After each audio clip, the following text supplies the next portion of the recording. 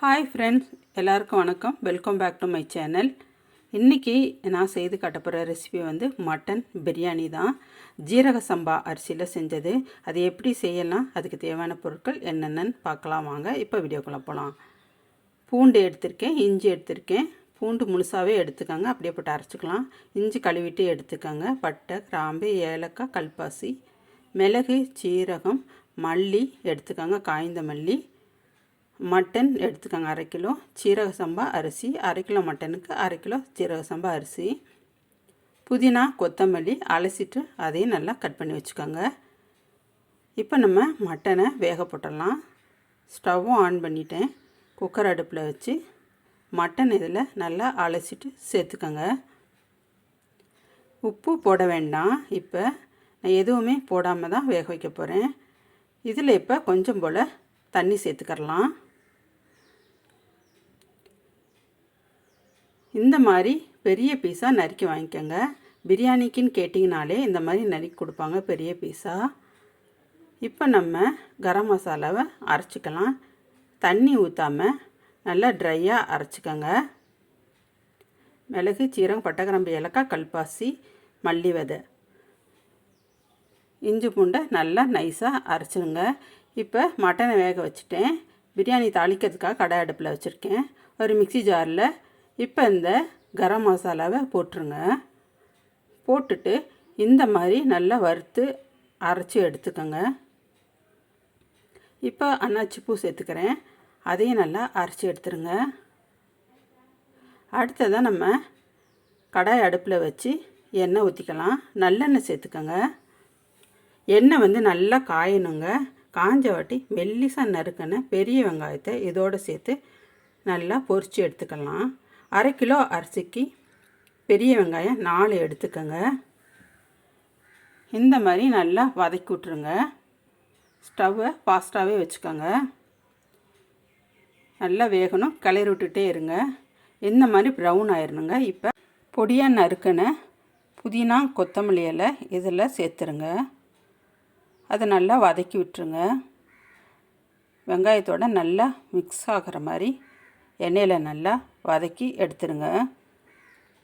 உப்பு நான் இதுலேயும் சேர்க்கலைங்க. முதல்ல இதை நல்லா வதக்கிக்கலாம். இந்த வாசனை, பச்சை வாசனை போகிற வரைக்கும் வதக்கணும். இப்போ இஞ்சி வெள்ளைப்பூண்டு பேஸ்ட்டு ஒரு 2 ஸ்பூன் சேர்த்துக்கங்க. நல்லா மிக்ஸ் பண்ணி விட்டுருங்க.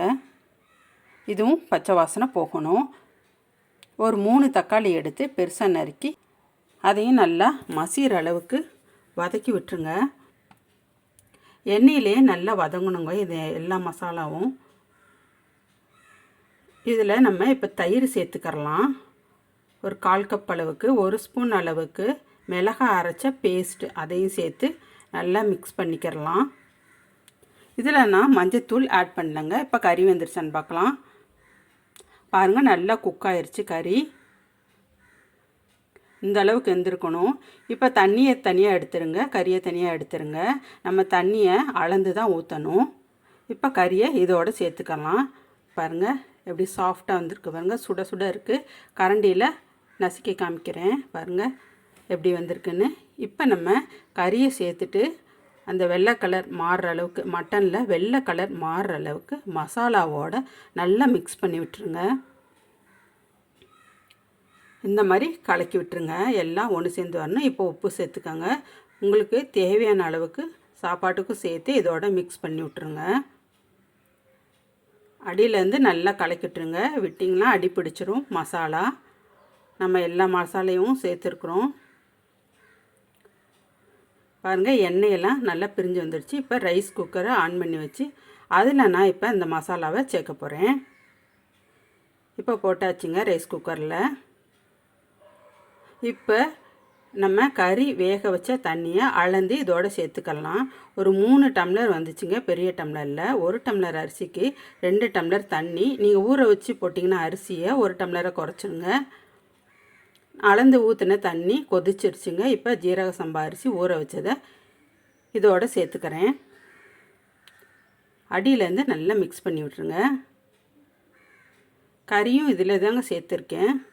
இது சிம்மிலேயே வேகிறனால நல்லா சாஃப்டாக வெந்துருங்க அரிசியும் கறியும். கறி ஆல்ரெடி வெந்திருக்கு. இப்போ மூடி போட்டு வச்சுருங்க. ஒரு 1/4 மணி நேரம் கழித்து பாருங்கள், அரிசி தண்ணி எல்லாம் ஒன்று சேர்ந்து வந்துருச்சுங்க. இனி பாதி அந்த சூட்லேயே வந்துருங்க. இப்போ நெய் சேர்த்துக்கிறலாம். ஒரு 1.5 ஸ்பூன் அளவுக்கு எந்த நெய் வேணாலும் நீங்கள் சேர்த்துக்கிறலாம். இப்போ சேர்த்திங்கன்னா தான் அந்த நெய் வாசனை கடைசி வரைக்கும் இருக்கும்.